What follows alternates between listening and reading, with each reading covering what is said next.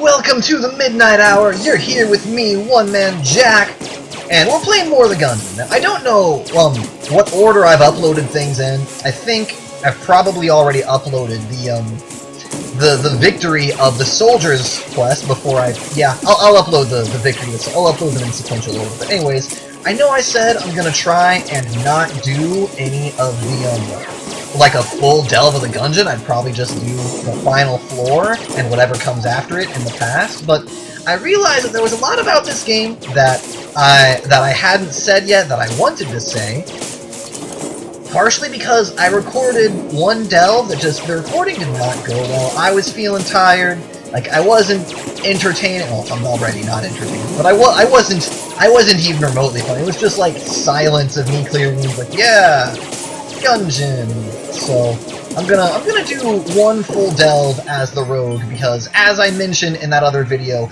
I did successfully complete the game as the rogue, and I almost did it on my first try. It didn't quite. It took me 2 tries in the past, but oh man, it felt so good. But anyways, it does not surprise me that the rogue is the first character I managed to beat the game with, because the rogue has always been the character I have been able to most consistently kill the high dragon with. And there's a good reason for that I'll explain in a little bit. Actually, I can go ahead and explain it now. I can talk and shoot at the same time. It only got me severely dead last time. How good can it go? Oh yeah, spoiler alert. I took like 2 mulligan recordings before this because I died in the first boss zone twice. It wasn't fun. But part of... You're like, wait, if you died in the first boss zone, how can the rogue be the best character? Because the rogue has the best late game strength. Like, the other characters, they have some good early game strength. Lost my train of thought there for a moment. The soldier has the second best late game strength, I think, because he has the best starting pistol, and he's got that accuracy and reload buff, which is really handy. But the hunter and the convict, they're a little bit less useful. Now, the hunter gets a dog that can help find items, which is really nice, and an awesome crossbow, and the hunter gets a shotgun and a Molotov, but those are both kind of shorter-term value, because you'll find better active items than the Molotov. The sawn-off shotgun's garbage, and the crossbow, while it's good for the first 2 floors, isn't something you want to take into the 4th or the 5th floor. So, you kind of have these characters that they're good for the beginning, but once you get deep in the Gungeon, like, the attributes that make them unique as characters aren't really useful. Now, the thief, on the other hand, has a lockpick. That lockpick has failed me just now, but the lockpick has a chance to open chests without using a key. And your immediate next question is probably going to be, but Jack, why didn't you just use a key on it after the lockpick failed? Well, part of the mechanic to keep you from just spamming the lockpick on everything is that if the lockpick fails, it jams the lock, and you can't open it if you jam the lock. And I'm probably going to wish I hadn't broken that chest, because it's probably going to be the only chest to spawn, and I'm going to need a chest to open to get a gun, because I'm not going to fight a boss with this dinky little pistol. Another key there. Yeah, I already regret breaking that chest. But anyways, yeah, the pilot, he gets this rinky-dinky little pistol that's got poop for accuracy and shit for damage. It's really, like, not good. It's not as bad as the Club, but it is among some of the worst weapons in the game. Please be a chest. F it, I'm using a key. I got the Markov, the people's gun. A reference to communism, no better or no worse than any other gun. Well, it's better than the pilot's starting pistol, and that means I'm gonna use it. Not the wrong one. So, what was I saying? Right, the pilot, he's got those lockpicks, which is handy because if you're lucky, it means you need less keys. He's also got the disarming personality, reduces prices at shops, and he's also got the secret compartment, lets you carry a second active ammo, and increases your maximum... I'm sorry, I didn't word there. He lets you carry a second active item, and he increases your maximum ammo capacity. Both of which are incredibly handy. If you remember, Well, actually, I don't know how many of them you've seen, but there are many, many runs when I'm playing as the soldier, and I just have to get rid of his active ammo consumable because I find an active item that's better than it. And I don't have anything I can use ammo on it, so... Okay, we're facing the Trigger Twins. I don't think I've had a video... Actually, I know I haven't had a video of them show up yet. I only have one video of the first floor. And I don't remember which boss I faced in that video. Probably Gatling Ghoul. Oh, okay, we're fine, we're good and fine, we're fine and good.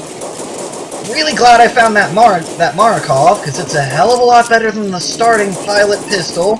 Still got 2 blanks. Let's see if I can get one of them down. Well, it's gonna blink there. Okay. That's right. Fury mode activate. Oh, you're angry. I killed your brother. That's okay. Don't worry about it.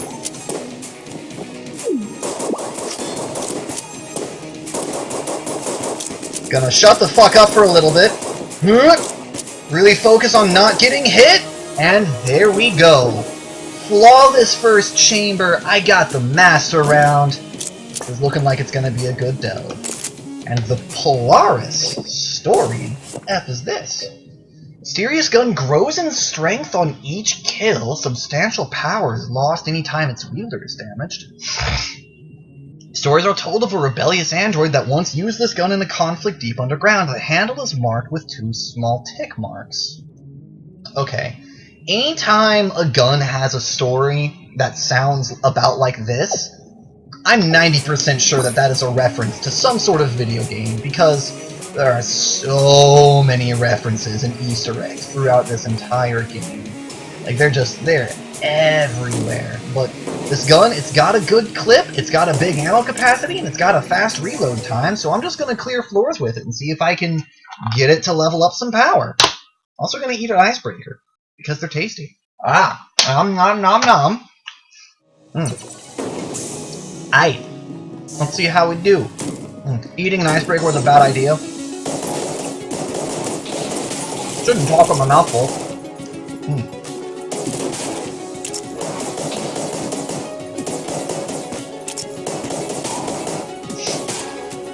Actually, before I use this, let's go ahead and use the Markov until it's either empty or I find some ammo for it.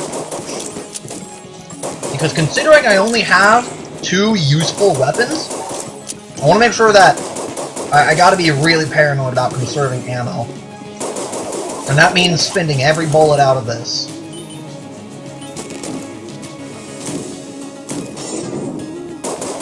Don't ask why I flip tables unnecessarily. I like to flip tables, okay?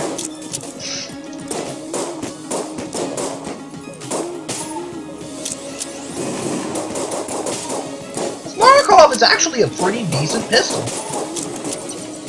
I mean, I wouldn't trust it past floor 3, but...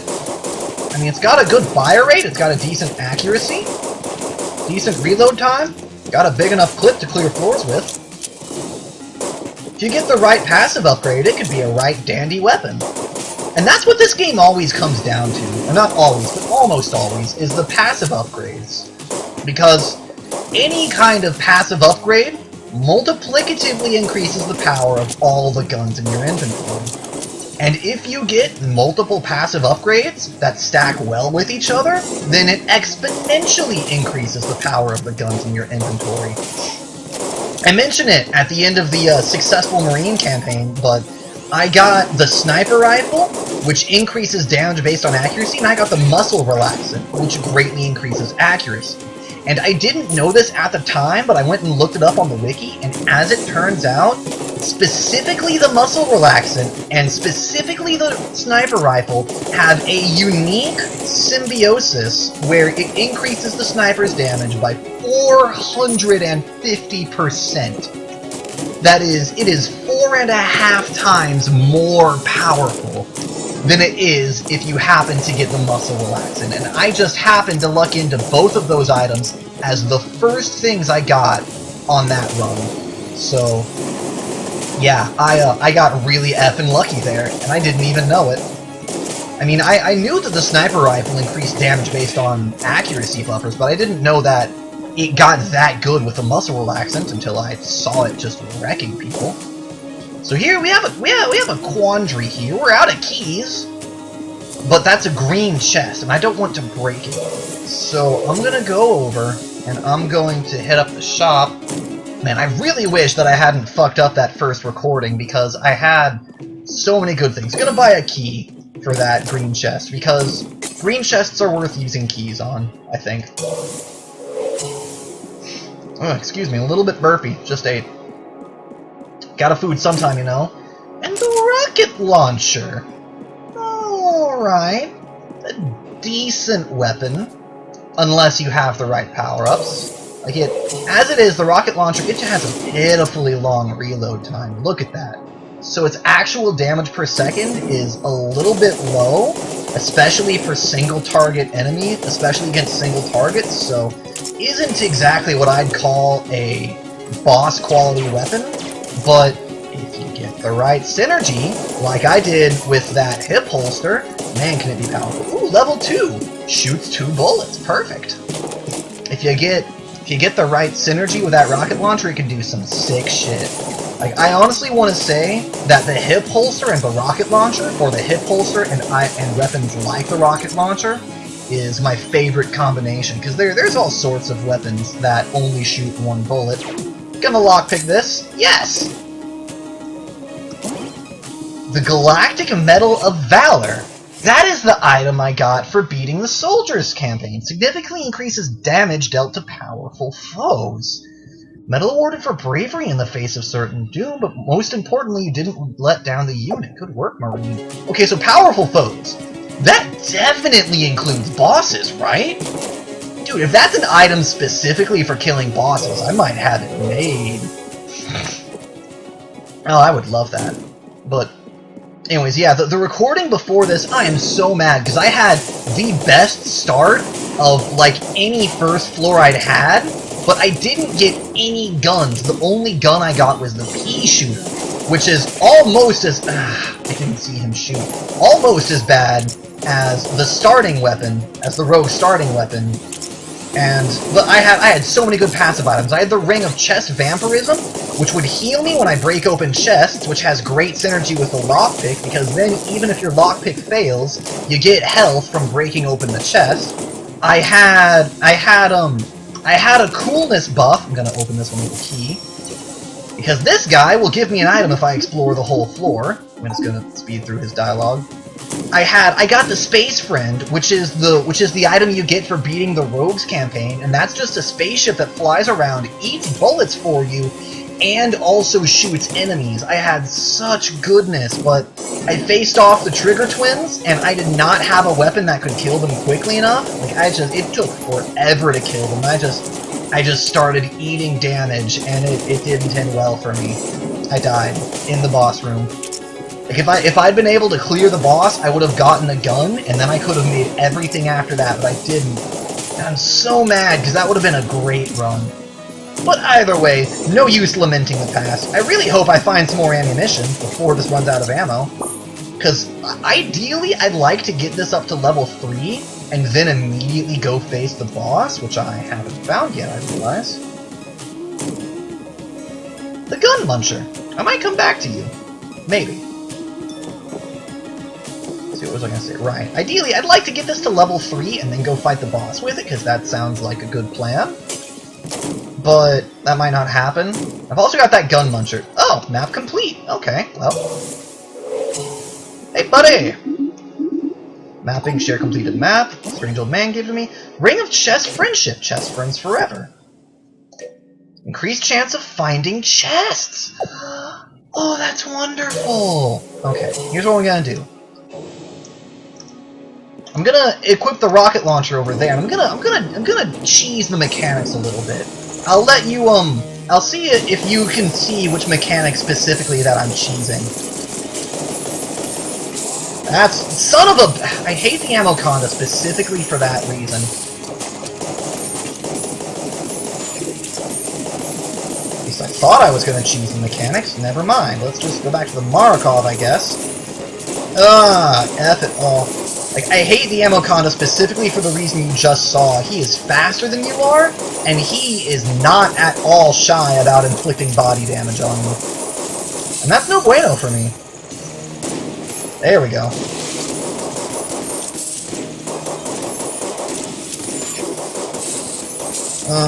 F it all. I hate him so much. He's, so fast, such strong, very annoying. Please die. Please die.